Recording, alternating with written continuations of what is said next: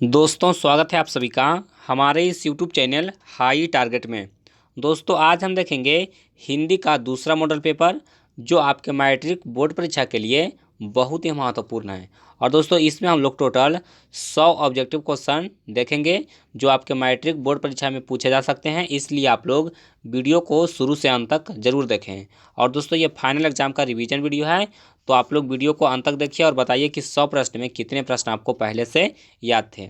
तो चलिए हम लोग पहला क्वेश्चन से वीडियो को स्टार्ट करते हैं। जल्दी से वीडियो को लाइक कीजिए और चैनल पर नए हैं तो चैनल को भी सब्सक्राइब करके बेल आइकन को दबा लीजिए ताकि आपको वीडियो का नोटिफिकेशन मिलता रहे। तो देखिए पहला प्रश्न कहता है कि भीमराव अम्बेडकर के विख्यात भाषण एनिहिलेशन ऑफ कास्ट का हिंदी रूपांतरण किसने किया। यानी कि जो भीमराव अम्बेडकर का भाषण है एनिहिलेशन ऑफ कास्ट, इसका हिंदी में रूपांतरण किसने किया। तो दोस्तों इसका उत्तर होगा ललई सिंह यादव, यानी कि ऑप्शन बी यहाँ पर बिल्कुल सही आंसर होगा। अब देखिए यहाँ पर प्रश्न पूछा जाएगा कि एनिहिलेशन ऑफ कास्ट के रचनाकार कौन है, तो यहाँ पर हमारा उत्तर क्या होगा, डॉक्टर भीमराव अम्बेडकर। ये भी प्रश्न आपके बोर्ड परीक्षा में पूछा जाता है। चलिए उसके बाद देखते हैं दूसरा प्रश्न।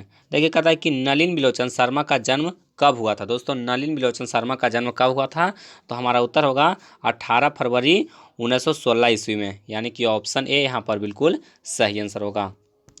चलिए उसके बाद देखिए तीसरा प्रश्न कहता है कि सेन साहब को कितनी लड़कियां हैं। दोस्तों सेन साहब को कितनी लड़कियां, यानी कि सेन साहब की कितनी लड़कियां हैं, तो यहाँ पर हमारा उत्तर हो जाएगा 5 लड़कियां। और दोस्तों सेन साहब के एक पुत्र हैं, आपको पता होगा, तो आपको कमेंट बताना है कि पुत्र का नाम क्या है। दोस्तों ये प्रश्न होमवर्क के रूप में है, बताना है कि सेन साहब का जो पुत्र है उसका नाम क्या है।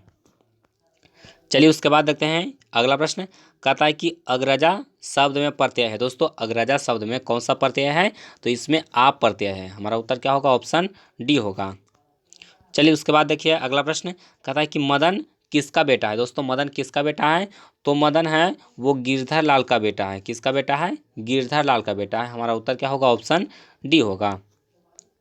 चलिए उसके बाद देखिए नेक्स्ट क्वेश्चन कहता है कि महारानी विक्टोरिया के द्वारा किसे नाइट की उपाधि प्रदान की गई। दोस्तों महारानी विक्टोरिया के द्वारा नाइट की उपाधि किसे प्रदान की गई, तो मैक्स मूलर को प्रदान की गई है। हमारा उत्तर क्या होगा, ऑप्शन बी हो जाएगा।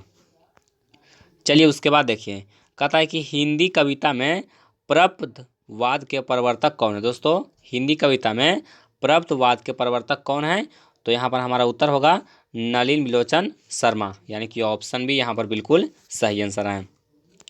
चलिए उसके बाद देखते हैं अगला प्रश्न। देखिए कहता है कि आत्मसात शब्द में प्रत्यय कौन है। दोस्तों आत्मसात शब्द में कौन सा प्रत्यय है, तो यहाँ पर हो जाएगा सात प्रत्यय। कौन सा प्रत्यय होगा, सात प्रत्यय होगा। तो हमारा उत्तर क्या है, ऑप्शन ए है। आप लोग ऑप्शन को ध्यान से देखिए और देखिए कि कौन सा आंसर है।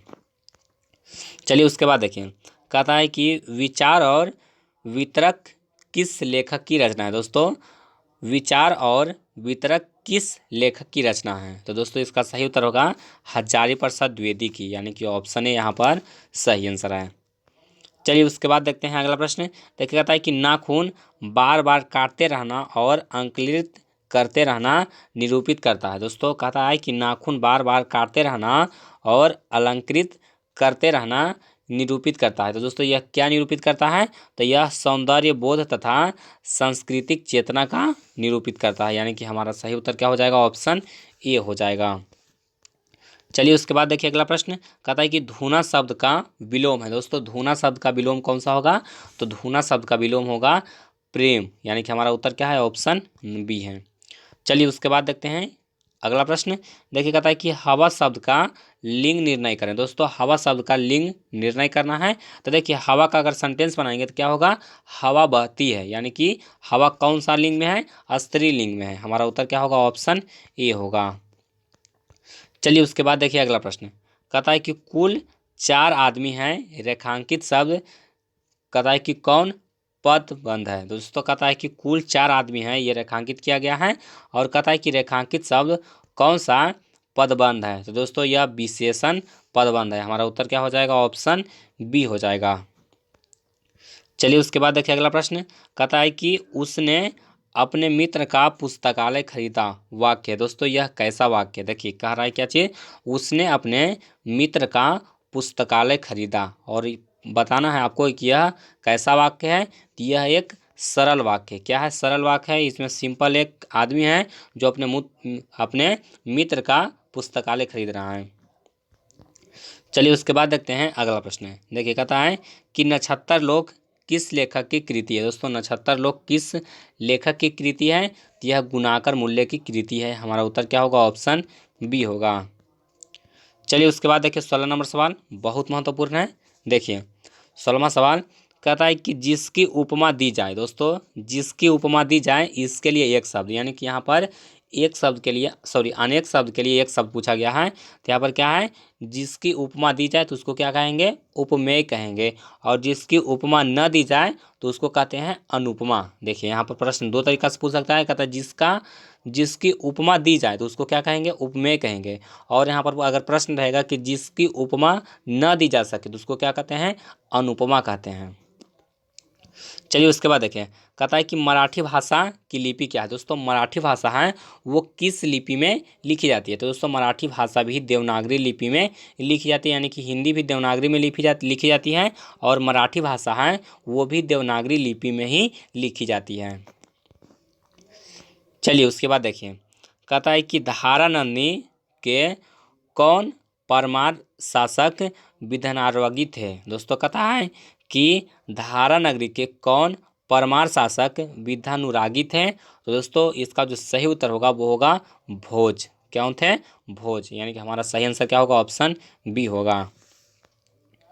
चलिए उसके बाद देखते हैं 19वां क्वेश्चन। देखिए 19वां प्रश्न कहता है कि महाविद्यालय नामक कहानी संग्रह किनका रचना है? यानी कि महाविद्यालय नामक एक कहानी संग्रह है, यह किसकी रचना है? तो दोस्तों यह है विनोद कुमार शुक्ल की, यानी कि ऑप्शन सी हमारा बिल्कुल सही आंसर होगा। चलिए उसके बाद देखिए 20वां क्वेश्चन बहुत महत्वपूर्ण है। कहता है कि बहादुर की माँ गुस्से से पागल क्यों हो गई थी। दोस्तों बहादुर की माँ गुस्से से पागल क्यों हो गई थी? तो बहादुर था वो भैंस को बहुत मारा था, इसके लिए वह पागल हो गई थी गुस्से से। तो हमारा उत्तर क्या होगा? बहादुर ने भैंस को मारा था। चलिए उसके बाद देखते हैं अगला प्रश्न। कहता है कि किसने सोवियत संघ पर आक्रमण किया। दोस्तों सोवियत संघ पर आक्रमण किसने किया? तो हिटलर ने किया था। किसने किया था? हिटलर ने किया था। हमारा उत्तर क्या होगा? ऑप्शन बी होगा। चलिए उसके बाद देखते हैं अगला प्रश्न। देखिए 22वां क्वेश्चन बहुत महत्वपूर्ण है।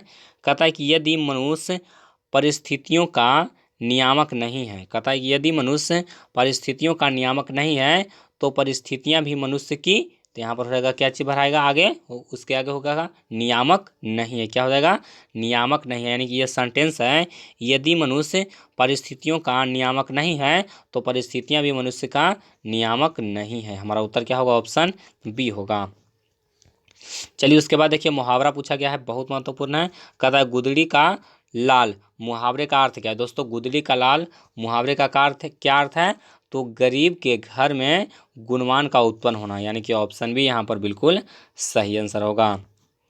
चलिए उसके बाद देखिए कहता है कि गणेश शब्द का पर्यायवाची है। दोस्तों गणेश का समानार्थक शब्द, यानी कि इसका पर्यायवाची शब्द आपको बताना है। तो दोस्तों इसका जो सही उत्तर होगा वो क्या हो जाएगा? लंबोदर, गजानन, ये सब गणेश का पर्यायवाची है। चलिए उसके बाद देखिए कहता है कि प्रतिदिन शब्द कौन समास है। दोस्तों प्रतिदिन शब्द है वो कौन सा समास है? तो यह अव्ययी भाव समास है। कौन सा समास है? अव्ययी भाव। इसका अगर विग्रह करेंगे तो दिन प्रतिदिन होगा, और यह कौन सा समास होगा? अव्ययी भाव समास होगा। चलिए उसके बाद देखिए कहता है यशोधरा शब्द का संधि विच्छेद। दोस्तों यशोधरा शब्द का संधि विच्छेद क्या होगा? तो यशः जोड़ धरा। क्या होगा? यशः जोड़ धरा, यानी कि हमारा सही आंसर क्या है? ऑप्शन ए है। चलिए उसके बाद देखते हैं अगला प्रश्न। कहता है कि इनमें शुद्ध वाक्य कौन है। दोस्तों इनमें शुद्ध वाक्य कौन है? देखिए आपको देखना पड़ेगा। तो देखिए शब्द तो केवल संकेत मात्र है, उसके बाद शब्द तो केवल संकेत है, उसके बाद शब्द तो केवल संकेत मात्र ही है, और डी है इनमें से कोई नहीं। तो दोस्तों इसमें देखिए कौन सा शुद्ध वाक्य है। तो इसमें देखिए तीनों शब्द है, सॉरी तीनों वाक्य है वो शुद्ध नहीं लिखा हुआ था। हमारा उत्तर क्या होगा? ऑप्शन डी हो जाएगा, इनमें से कोई नहीं। चलिए उसके बाद देखते हैं 28वां क्वेश्चन। देखिए 28वां क्वेश्चन भी मोस्ट इंपोर्टेंट है। देखिए कहता है कि कवि घनानंद किस बादशाह के यहाँ कहता है कि मीर मुंशी का काम करते थे। दोस्तों कहता है कि कवि घनानंद कहता है कि किस बादशाह के यहाँ मीर मुंशी का काम करते थे, तो हमारा उत्तर होगा मोहम्मद शाह रंगीले, यानी कि ऑप्शन बी यहाँ पर बिल्कुल सही आंसर होगा। चलिए आइए उसके बाद देखते हैं अगला प्रश्न। देखिए 29वां क्वेश्चन बहुत महत्वपूर्ण है। देखिए 29वां क्वेश्चन कहता है कि जन्म से 6 घंटे बाद किनकी माता का देहांत हो गया था। दोस्तों जन्म से 6 घंटे बाद किनकी माता का देहांत हो गया था। देखिए आपको ऑप्शन दिया गया, ए में गुरु नानक, बी है सुमित्रा नंदन पंत, सी है रामधारी सिंह दिनकर और डी है प्रेमघन। दोस्तों इसका जो सही उत्तर होगा वो हो जाएगा सुमित्रा नंदन पंत की, यानी कि ऑप्शन बी यहाँ पर बिल्कुल सही आंसर है। चलिए उसके बाद देखिए अगला प्रश्न कहता है कि फावड़े और हल राजदंड बनने को है, यह पंक्ति किस कविता की है। दोस्तों यह जो पंक्ति है फावड़े और हल राजदंड बनने को है, यह जो पंक्ति है वो किस कविता की है, तो यह जनतंत्र का जन्म कविता की है, यानी कि हमारा सही उत्तर क्या होगा, ऑप्शन ए होगा। चलिए उसके बाद देखिए कहता है कि एक वृक्ष की हत्या कविता किसकी रचना है। दोस्तों एक वृक्ष की हत्या जो कविता है वो किसकी रचना है, तो यहाँ पर हमारा उत्तर होगा कुंवर नारायण का। किसकी रचना है, तो कुंवर नारायण की रचना है। चलिए उसके बाद देखिए कहता है कि वीरेन डंगवाल का पहला कविता संग्रह है। दोस्तों वीरेन डंगवाल का पहला कविता संग्रह कौन है, तो यहाँ पर हमारा उत्तर होगा इसी दुनिया में।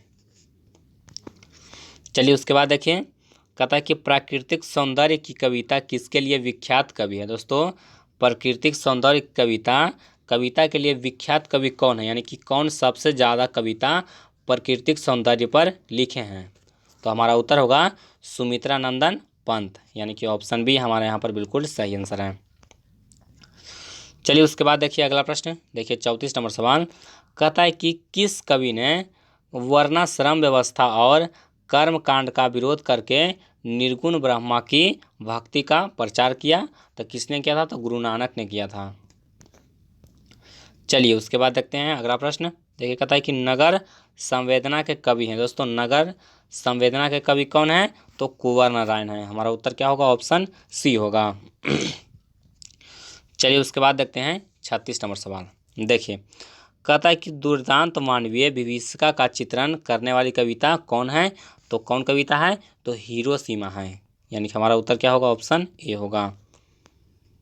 चलिए देखिए कहते हैं कि गुरु नानक के पद हैं, आपको ऑप्शन देख के बताना है कि कौन सा पद है वो गुरु नानक की है। तो देखिए कहता है कि राम भक्तिमय गीत, उसके बाद अगला है प्रेम एवं भक्ति के मधुर गीत, उसके बाद है सूफी गीत और डी है कहता है कि कृष्ण भक्तिमय गीत। दोस्तों इसका जो सही उत्तर होगा वो हो जाएगा राम भक्तिमय गीत। चलिए उसके बाद देखते हैं अगला प्रश्न। कहता है कि रसखान द्वारा कृष्ण लीला का गान किया गया है। दोस्तों कहता है कि रसखान के द्वारा कृष्ण लीला का जो गान किया गया है वो किस चीज़ में किया गया है, तो दोस्तों यह कहता है कि सवैयों में किया गया है। हमारा उत्तर क्या होगा, ऑप्शन डी होगा। चलिए उसके बाद देखते हैं अगला प्रश्न। देखिए 39 नंबर क्वेश्चन कहता है कि कवि प्रेमघन द्वारा अधिकांश काव्य रचना किस भाषा में की गई है, तो दोस्तों इसका उत्तर हो जाएगा ब्रज भाषा और अवधी में। चलिए उसके बाद देखिए 40 नंबर क्वेश्चन कहता है कि स्वर्ण किरण किस कवि की रचना है। दोस्तों स्वर्ण किरण किस कवि की रचना है, तो यह सुमित्रा नंदन पंत की है, यानी कि हमारा उत्तर क्या होगा, ऑप्शन सी होगा।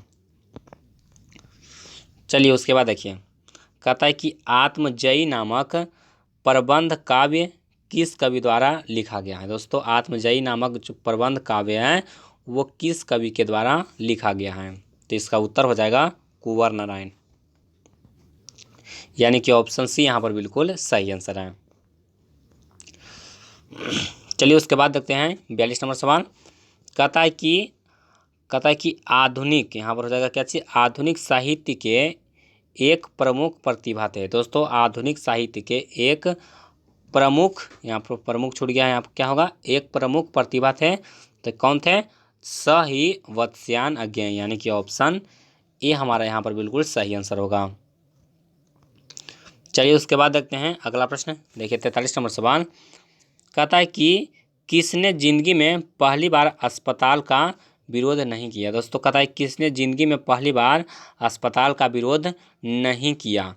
तो देखिए यहाँ पर 43 का सही आंसर क्या होगा, मेट्रेन होगा। क्या होगा, मेट्रेन। यानी कि सॉरी यहाँ पर देखिए 43 फिर से क्वेश्चन पढ़िए क्या कर रहा है। कहता है कि किसने ज़िंदगी में पहली बार अस्पताल का विरोध नहीं किया। तो देखिए ऑप्शन मंगू, कुसुम, मेट्रेन और माँ। दोस्तों यहाँ पर उत्तर हो जाएगा माँ, यानी कि ऑप्शन डी यहाँ पर बिल्कुल सही आंसर होगा। चलिए उसके बाद देखिए अगला प्रश्न देखिए 44 नंबर सवाल। कहता है कि माँ रात में कितने बजे हॉस्पिटल से लौटकर घर आई। तो यहाँ पर उत्तर हो जाएगा 11 बजे, यानी कि ऑप्शन डी यहाँ पर बिल्कुल सही आंसर है। चलिए उसके बाद देखते हैं 45 नंबर सवाल, बहुत महत्वपूर्ण है। देखिए कहता है कि गांव में जुआरी किस्म का व्यक्ति कौन था। दोस्तों जुआरी किस्म का व्यक्ति कौन था, तो रगम्पा था। कौन था, रगम्पा, यानी कि ऑप्शन सी हमारा बिल्कुल सही आंसर होगा। चलिए उसके बाद देखते हैं नेक्स्ट क्वेश्चन।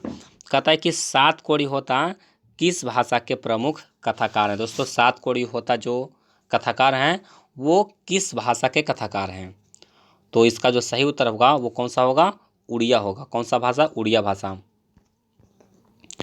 चलिए उसके बाद देखें, कहता है कि देवी नदी बांध के नीचे किसका घर था। दोस्तों देवी नदी बांध के नीचे किसका घर था। तो देखिए जो प्रश्न पूछा गया है वो ढहते विश्वास कहानी से पूछा गया है। तो इसका जो सही उत्तर होगा वो हो जाएगा लक्ष्मी का। किसका घर था, लक्ष्मी का घर था। चलिए उसके बाद देखिए, कहता है कि मांगू के अलावा माँ की कितनी संतानें थी। दोस्तों मांगू के अलावा माँ के कितने संतानें थी। तो दोस्तों इसका सही उत्तर हो जाएगा 3 संतान। चलिए देखिए, कहता है कि किसने सीता को रसमलाई भेजी थी। दोस्तों किसने सीता को रसमलाई भेजी थी। तो यहाँ पर हो जाएगा भांवरी ने। किसने भेजी थी, तो भांवरी ने। चलिए अगला प्रश्न देखिए, कहता है कि सीता के बड़े लड़के का नाम क्या था। दोस्तों सीता के बड़े लड़का का नाम क्या था, तो कैलाश था। बड़े लड़के का नाम क्या था, कैलाश था। चलिए देखिए, कहता है कि सुजाता की कितनी कृतियां प्रकाशित हो चुकी हैं। दोस्तों सुजाता जो कवित्री हैं उनकी कितनी कृतियां प्रकाशित हो चुकी हैं। तो इसका जो सही उत्तर होगा वो हो जाएगा 25 से अधिक, यानी कि ऑप्शन बी हमारा यहाँ पर बिल्कुल सही आंसर होगा। चलिए देखिए, कहता है कि नगर कहानी के अनुवादक कौन है। दोस्तों नगर कहानी के अनुवादक हैं सुजाता। चलिए उसके बाद देखिए, कहता है कि अनुज का स्त्रीलिंग रूप है। दोस्तों अनुज का स्त्रीलिंग क्या होगा, अनुजा होगा। कौन सा होगा, अनुज का स्त्रीलिंग अनुजा।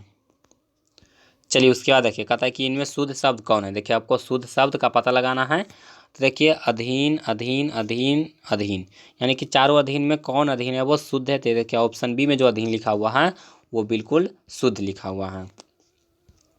चलिए उसके बाद देखिए अगला प्रश्न देखिए 55 नंबर सवाल बहुत महत्वपूर्ण है। देखिए कहता है कि दास शब्द का पर्यायवाची है। दोस्तों दास शब्द का पर्यायवाची क्या होगा, तो दास शब्द का पर्यायवाची होगा चाकर। क्या होगा, चाकर होगा। जैसे देखिए दास, दास क्या किसको कहते हैं, नौकर को कहते हैं। और नौकर चाकर आप लोग सुने होंगे, नौकर चाकर। तो दास का पर्यायवाची क्या होगा, चाकर होगा। चलिए उसके बाद देखिए, कहता है कि अपेक्षा शब्द का विशेषण है। दोस्तों अपेक्षा शब्द का विशेषण क्या होगा, तो अपेक्षित होगा। क्या हो जाएगा, विशेषण इसका क्या होगा, अपेक्षित। चलिए उसके बाद देखिए, कहता है कि वागजाल शब्द का संधि विच्छेद है। दोस्तों वागजाल शब्द का संधि विच्छेद क्या है। तो दोस्तों इसका उत्तर होगा वाक जोड़ जाल। देख लीजिए ऑप्शन में, ऑप्शन है यहाँ पर बिल्कुल सही है। चलिए उसके बाद देखिए, कहता है कि पूरब संज्ञा शब्द है। दोस्तों पूरब संज्ञा शब्द कौन सा है। देखिए आपको ऑप्शन देखना पड़ेगा। तो देखिए यहाँ पर व्यक्तिवाचक, भाववाचक, गुणवाचक, जातिवाचक। तो पूरब शब्द है वो कौन सा शब्द है, तो व्यक्तिवाचक शब्द है, संज्ञा है। चलिए उसके बाद देखिए 58 यहाँ पर व्यक्तिवाचक सही है। उसके बाद देखिए 59 देख लीजिए, कहता है कि निम्नलिखित में से सर्वनाम है। दोस्तों सर्वनाम किसको कहते हैं, जो संज्ञा के बदले आता है। तो इसमें सर्वनाम क्या है, यह है। बाकी देखिए राम, भाई बहन, अच्छा, ये सब क्या है। तो ये देखिए ये हो गया संज्ञा, ये हो गया संज्ञा, भाई बहन भी हो जाएगा संज्ञा। अच्छा क्या है, यह विशेषण है। यहाँ पर यह क्या है, तो यह सर्वनाम है। चलिए उसके बाद देखिए, कहता है कि गुणवाचक विशेषण है। दोस्तों किसमें गुण का पता चल रहा है, तो देखिए यहाँ पर अच्छा 1 किलो 2 अधिक, इसमें गुणवाचक कौन है, तो देखिए गुण का पता किस में चल रहा है, तो अच्छा में, यानी कि ऑप्शन ए यहाँ पर बिल्कुल सही आंसर होगा। चलिए उसके बाद देखिए, कहता है कि बुद्धा एंड हिज धम्मा के लेखक कौन है। दोस्तों बुद्धा एंड हिज धम्मा के लेखक कौन है, बहुत महत्वपूर्ण क्वेश्चन है। तो इसका लेखक कौन है, भीमराव अंबेडकर, यानी कि ऑप्शन सी यहाँ पर बिल्कुल सही आंसर है। चलिए उसके बाद देखिए, कहता है गिरधर लाल सेन साहब के फैक्ट्री में क्या था। दोस्तों गिरधर लाल का आप जानते होंगे, यह मदन का बाप था, यदि मदन का पिता था। तो यह सेन साहब के फैक्ट्री में क्या था, तो सेन साहब के फैक्ट्री में यह किरानी था, यानी कि ऑप्शन सी यहाँ पर बिल्कुल सही आंसर है। चलिए उसके बाद देखिए 63 नंबर सवाल, बहुत महत्वपूर्ण सवाल है। देखिए कहता है कि मनुष्य की पशुता को जितनी बार भी काट दो वह मरता नहीं जानती पंक्ति किस शीर्षक पाठ की। तो दोस्तों यह बहुत आसान है, नाखून क्यों बढ़ते हैं पाठ से लिया गया है, क्योंकि नाखून को ही काटने के बारे में यहाँ पर कहा गया है।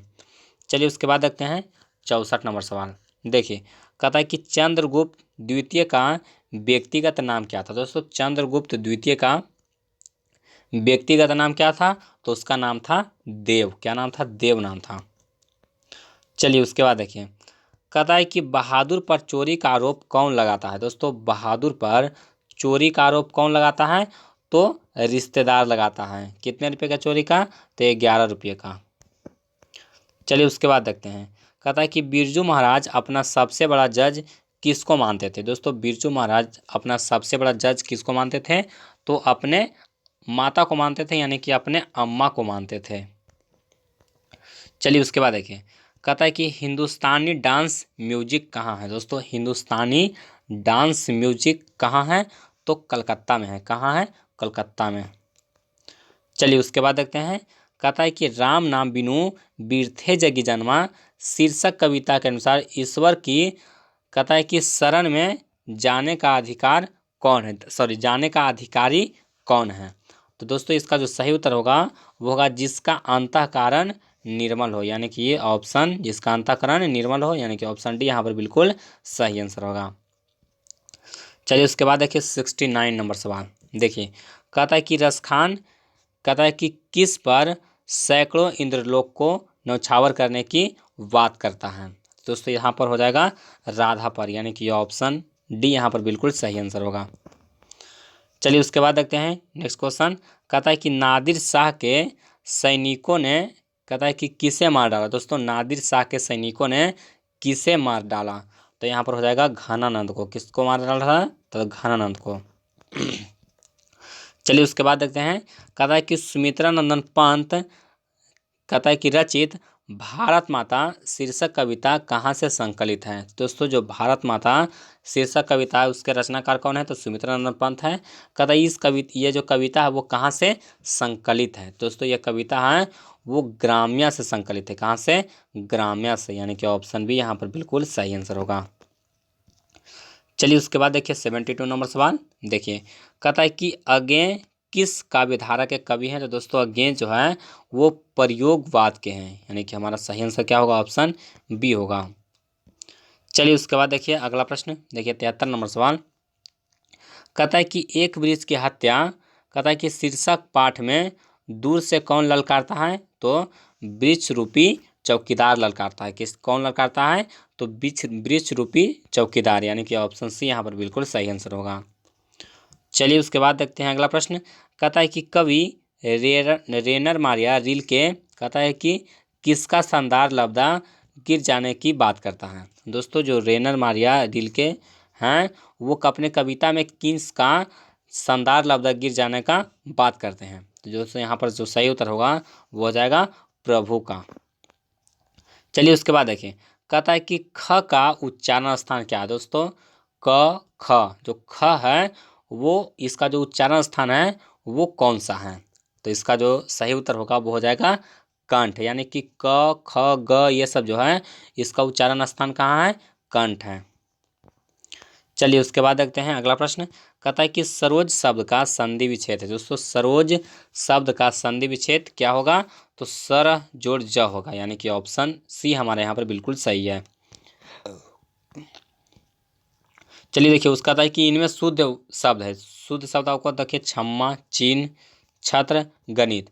तो इसमें देखिए शुद्ध शब्द कौन है, तो शुद्ध शब्द क्या हो जाएगा, यहाँ पर गणित हो जाएगा। देखिए चिन्ह में चिन्ह भी शुद्ध नहीं लिखा हुआ, क्षमा भी नहीं, छत्र भी, ये तीनों शुद्ध नहीं लिखा हुआ है। चलिए उसके बाद देखते हैं 78 नंबर। देखिए कहता है कि सिंधु शब्द कौन संज्ञा है दोस्तों, सिंधु जो शब्द है वो कौन संज्ञा है, तो यह व्यक्तिवाचक संज्ञा है। कौन सा है, व्यक्तिवाचक संज्ञा। चलिए उसके बाद देखिए, कहता है कि नियम शब्द का लिंग निर्णय करें दोस्तों, नियम शब्द का लिंग आपको निर्णय करना है। तो यह कौन सा, देखिए नियम बदल गया, क्या होगा, नियम बदल गया, तो नियम हो गया पुल्लिंग। चलिए उसके बाद देखिए, कहता है कि सभापति का स्त्रीलिंग रूप क्या होगा दोस्तों, सभापति जो शब्द है इसका स्त्रीलिंग बताना है। तो इसका स्त्रीलिंग होगा सभानेत्री, क्या होगा, सभानेत्री। चलिए उसके बाद देखिए, कहता है कि मैं कल दिल्ली जाऊंगा कौन सा काल है दोस्तों, यह कौन सा काल है, देखिए कह रहा है कि मैं कल दिल्ली जाऊंगा, बहुत आसान है, इसको कोई भी बता देगा कि यह भविष्य काल में, जहाँ पर गा गे गी ये सब रहेगा वो कौन सा काल में रहेगा, तो भविष्य काल में रहेगा। चलिए उसके बाद देखिए, कहता है कि गृह प्रवेश कौन समास है दोस्तों, गृह प्रवेश कौन समास है, तो जो गृह प्रवेश है वो तत्पुरुष समास है। चलिए उसके बाद देखते हैं अगला प्रश्न, कहता है कि शुद्ध शब्द का पर्यायवाची है दोस्तों, सॉरी सुख शब्द का पर्यायवाची शब्द है दोस्तों, सुख शब्द का पर्यायवाची बताना है, तो क्या हो जाएगा, प्रसन्नता होगा। चलिए उसके बाद देखिए अगला प्रश्न, कहता है कि छूत शब्द का विलोम है दोस्तों, छूत शब्द का विलोम बताना है, यानी कि इसका उल्टा बताना है, तो इसका उल्टा होगा अछूत। चलिए उसके बाद देखिए, कहता है कि दांत काटी रोटी मुहावरे का अर्थ, दोस्तों दांत काटी रोटी का मुहावरे इसका अर्थ क्या हुआ, इस ये जो मुहावरा है दांत काटी रोटी, इसका अर्थ आपको बताना है। तो इसका अर्थ क्या होगा, इसका अर्थ होगा गहरी दोस्ती। चलिए उसके बाद कहता है कि उग्र शब्द का विलोम, यानी कि उग्र शब्द का उल्टा बताना है, उग्र शब्द का उल्टा क्या होगा, तो सौम्य होगा। उसके बाद देखिए, कहता है कि श्याम सुंदर कौन समास है दोस्तों, श्याम सुंदर कौन समास है, तो यह कर्मधारय समास है। चलिए उसके बाद देखिए, कहता है कि इनमें कौन शब्द तत्सम है दोस्तों, तत्सम यहाँ पर देखिए कौन है, तो लोटा, कटोरा, कपूरी और कोयला। तो इससे इसमें तत्सम कौन है, तो इसमें हो जाएगा तत्सम हो जाएगा कर्पूरी, यानी कि ऑप्शन ए यहाँ पर, सॉरी ऑप्शन सी यहाँ पर बिल्कुल सही आंसर है। चलिए उसके बाद देखिए, कहता है कि अंधों में काना राजा, कहता है कि लोकोक्ति का अर्थ है दोस्तों, अंधों में काना राजा, इसका अर्थ क्या हुआ, तो इसका अर्थ हुआ मूर्खों में कुछ पढ़ा लिखा व्यक्ति। चलिए उसके बाद देखें, कहता है कि सादर का विलोम है दोस्तों, सादर का विलोम कौन होगा, सादर का विलोम हो जाएगा निरादर। चलिए उसका देखिए, दसमुख कौन सा समास है, देखिए दसमुख किसको कहते हैं, रावण को कहते हैं, तो यह कौन सा समास हो जाएगा, तो यह हो जाएगा बहुव्रीहि समास। कौन सा समास हो जाएगा, बहुव्रीहि समास हो जाएगा, यानी कि ऑप्शन है यहाँ पर बिल्कुल सही आंसर है। चलिए उसके बाद देखते हैं अगला प्रश्न, देखिए 92 नंबर सवाल। देखिए कहता है कि अपनों से बड़े को आदर करना उचित है, यह किस सर्वनाम का उदाहरण है, तो दोस्तों यह निजवाचक सर्वनाम का उदाहरण है। चलिए उसके बाद देखिए, परीक्षा का लिंग निर्णय करें दोस्तों, परीक्षा का आपको लिंग निर्णय करना है, तो क्या होगा, परीक्षा, हम लोग परीक्षा पढ़ती है, क्या होता है, परीक्षा पढ़ती है, तो हमारा उत्तर क्या हो जाएगा, स्त्रीलिंग। चलिए उसके बाद देखिए, कहता है कि उदय का संधि विच्छेद है, उदय का संधि विच्छेद क्या होगा, तो उत जोड़ अय होगा, क्या होगा, उत जोड़ अय, यानी कि ऑप्शन डी यहाँ पर बिल्कुल सही आंसर है। उसके बाद देखिए अगला, निवास शब्द में उपसर्ग है, निवास में कौन सा उपसर्ग है, तो देखिए निवास में हो जाएगा, आगे में कौन सा लग रहा है, नी लग रहा है, तो यहाँ पर हो जाएगा नी। चलिए उसके बाद देखिए, कहता है कि धरती कब तक घूमेगी शीर्षक पाठ में सवाल किस चीज़ का है दोस्तों, इसमें धरती कब तक घूमेगी, इसमें सवाल किस चीज़ का है, इसमें सवाल है रोटी का। चलिए उसके बाद देखिए, कहता है कि यहाँ पर देखिए अगला प्रश्न 97 नंबर, कहता है कि वली अमाल ने बेटी का ठीक होने के लिए किस मंदिर में मन्नत मांगी? तो दोस्तों इसका जो सही उत्तर होगा वो हो जाएगा बैदरी श्रवण। क्या होगा? बैदरी श्रवण, यानी कि ऑप्शन बी यहाँ पर बिल्कुल सही आंसर होगा, बैदरी श्रवण। चलिए उसके बाद देखिए 98 कहता है कि कटक शहर को बाढ़ से बचाने के लिए किसने पत्थर का बांध बनवाया था? दोस्तों इसका जो सही उत्तर होगा वो हो जाएगा महाराज याति केसरी ने। किसने बनाया था? महाराज ययाति केसरी ने। चलिए उसके बाद आइए 99 नंबर। देखिए कहता है कि नगर शीर्षक पाठ में कहता है कि अम्लराज को कितने नंबर का कमरा दिखलाने के लिए कहा गया? तो दोस्तों कितने नंबर का कमरा दिखलाने के लिए कहा गया था? तो 48 नंबर कमरा दिखलाने के लिए कहा गया था। चलिए उसके बाद देखते हैं 100वां क्वेश्चन। कहता है कि मगमा की बहू का नाम क्या था? दोस्तों मगमा की बहू का नाम क्या था? तो उनका नाम था नंजमा, यानी कि ऑप्शन सी हमारा बिल्कुल सही आंसर है। तो दोस्तों उम्मीद करता हूँ कि ये वीडियो आपको पसंद आया होगा, और अगर आप लोग यहाँ तक वीडियो देख चुके हैं तो आपको धन्यवाद। और देखिए सब्सक्राइबर यहाँ पर 3,16,000 हो गया है। तो अगर आप लोग अभी तक सब्सक्राइब नहीं किए हैं तो चैनल को सब्सक्राइब कर लीजिए, क्योंकि 3 लाख स्टूडेंट जुड़ चुके हैं। तो आप भी जल्दी से चैनल के साथ जुड़ जाइए और बेल आइकन को दबा लीजिए ताकि आपको वीडियो का नोटिफिकेशन मिलता रहे। बाकी आप लोग कमेंट करके बताइए कि आपको वीडियो कैसा लगा। और अगर आपको पिछला वीडियो देखना है तो आप लोग प्लेलिस्ट देखिए, प्लेलिस्ट में आपको पूरा वीडियो मिल जाएगा, तो वहाँ से मॉडल पेपर का वीडियो देख सकते हैं।